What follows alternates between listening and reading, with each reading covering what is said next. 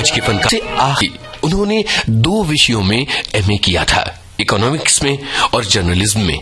और दिलचस्प बात यह है कि मुंबई आने और फिल्म उद्योग में बतौर संगीतकार अपना नसीब आजमाने से पहले चित्रगुप्त पटना के कॉलेज में लेक्चरर होते थे। जरा सोचिए, संगीतकार चित्रगुप्त पटना में बच्चों को पढ़ाते होते थे और जहन में उनके खिल रहे होते थे सपने संगीतकार बनने के। लेक्चरर की नौकरी में चित्रगुप्त का दिल नहीं लगता था।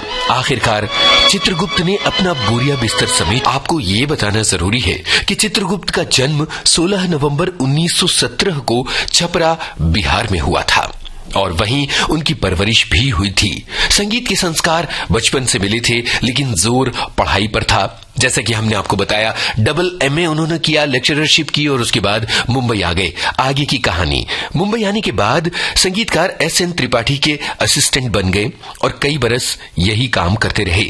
उसके बाद आया सन 1946। चित्रगुप्त बतौर स्वतंत्र संगीतकार काम करने लगे।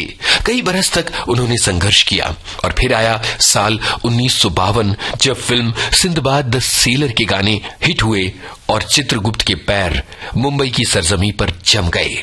चित्रगुप्त सिर्फ एक संगीतकार का नाम नहीं है, चित्रगुप्त नाम है मेलेडी की एक बहार का, चित्रगुप्त नाम है मेलेडी की बौछार का। एक के बाद एक सुपर करते जा रहे थे। इसी दौरान संगीतकार सचिन देव बर्मन ने एवीएम प्रोडक्शंस में उनके नाम की सिफारिश की। आगे की कहानी बताने से पहले जरा इस बात पर जोर दे दूं, संगीतकार सचिन देव बर्मन एक जमे जमाए कामयाब संगीतकार थे। उन्होंने चित्रगुप्त की सिफारिश एवीएम जैसे बड़े प्रोडक्शन में की। ये था उस दौर का जमाना जब संगीतकारों के बीच प्रतिस्पर्धा होती थी तो वो भी बड़े स्वस्थ अंदाज में होती थी। एवीएम में चित्रगुप्त के जाने के बाद आया फिल्मों का एक नया सिलसिला। सन 1955 शिव भक्त, माया के हिरनों के पीछे मूर्ख मत हो हैरान,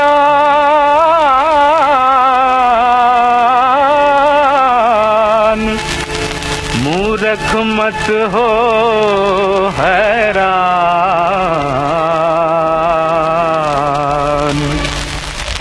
जो सुख चाहे तो दुख से गुजर, इंसान समय पहचान, इंसान समय पहचान। संसार बनाया है जिसने, ना अंधा है ना बहरा है। संसार बनाया है जिसने, ना अंधा है ना बहरा है। सारे चमके या दिए बुझे, दुनिया में उसी का पहरा है। भक्तों के घर मेहमान वही, भक्तों के घर मेहमान वही, दुखियों के घर जजमान। जो सुख चाहे तो दुख से गुजर, इंसान समय पहचान, इंसान समय पहचान। एवीएम से जुड़ने के बाद चित्रगुप्त ने दिए कुछ सुपर हिट गाने।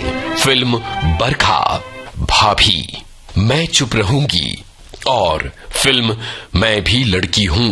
चित्रगुप्त के संगीत की सबसे बड़ी खासियत यह है कि उन्होंने मेलोडी को कायम रखा है। उनके गानों में सादगी है और दिलचस्प बात यह है कि कहीं कहीं वो पश्चिमी संगीत को भी अपनाते हैं और कहीं कहीं उनकी शास्त्रीयता देखने को मिलती है। जैसे एक राज फिल्म का गाना हमने आपको सुनवाया, पायल वाली देखना।